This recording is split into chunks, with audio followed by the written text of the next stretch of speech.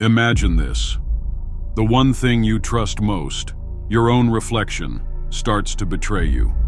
A smile you didn't make, a wink you never gave, and a presence that feels too real. Tonight, we step into the dark and unravel a chilling story of mirrors, secrets, and the terrifying truth behind what watches us when we're alone. Before we begin, don't forget to subscribe to Goodnight Tales. Here, we bring the shadows to life with suspense, horror, and stories that will keep you awake long after the lights go out. Now, let's begin. Late one evening, a young woman named Maya returned home after a long day of work. She lived alone in a small but cozy apartment nestled on the third floor of an old building. Her reflection in the mirror by the entrance always greeted her, a comforting, familiar presence. That night, as Maya hung her coat on the hook by the door, she glanced at the mirror out of habit. Her reflection was already staring back at her, but this time, it winked. Her heart skipped a beat. She hadn't moved her eye, nor had she blinked. The playful yet eerie gesture was unmistakable. A chill ran down her spine. Trying to rationalize what she had seen, Maya convinced herself it was fatigue.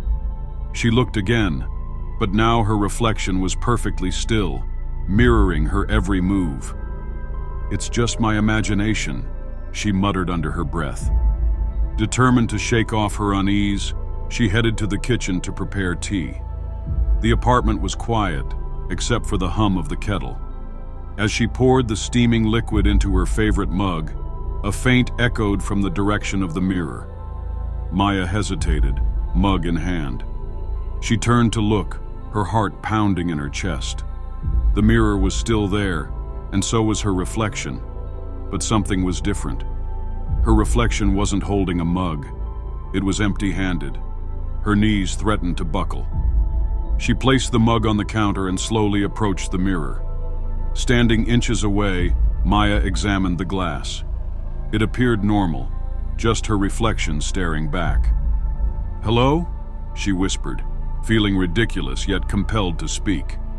To her shock, her reflection tilted its head slightly, a gesture she hadn't made.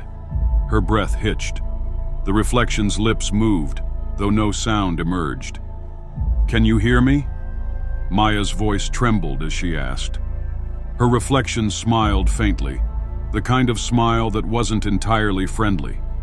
It raised its hand and tapped the glass from its side. The sound echoed faintly in the room, though Maya hadn't moved. Terrified but unwilling to leave her home, Maya grabbed a blanket and sat in the far corner of the living room, keeping an eye on the mirror. Hours passed, and nothing else happened. Exhausted, she drifted off to sleep. But her dreams were filled with strange, distorted versions of herself, each one reaching out from behind a pane of glass. When she woke, the first rays of dawn were streaming through the window. Gathering her courage, she approached the mirror again. It was empty. No reflection, no sign of her. Just a cold, blank surface. Her breath quickened. Where was her reflection?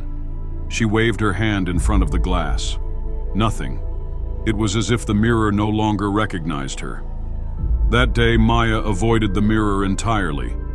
She decided to visit a local antique dealer, an old man named Mr. Patel, who had once spoken of objects with memories.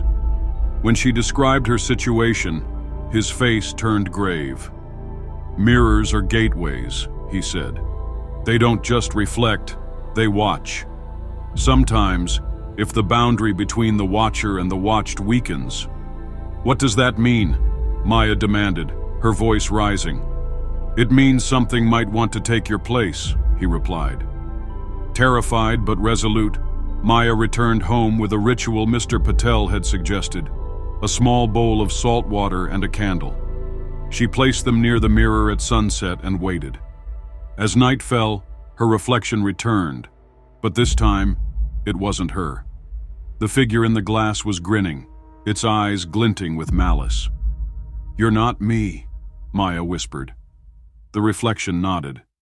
Maya steadied her trembling hands, lit the candle, and dipped her fingers into the salt water. She traced a circle on the mirror's surface, as Mr. Patel had instructed. The glass seemed to ripple like water, and her reflection's smile faltered. With a burst of light, the mirror cracked, the sound reverberating through the room. Maya stumbled back, shielding her eyes. When she looked again, the mirror was shattered, fragments littering the floor. In each shard, her true reflection stared back, just as frightened as she was.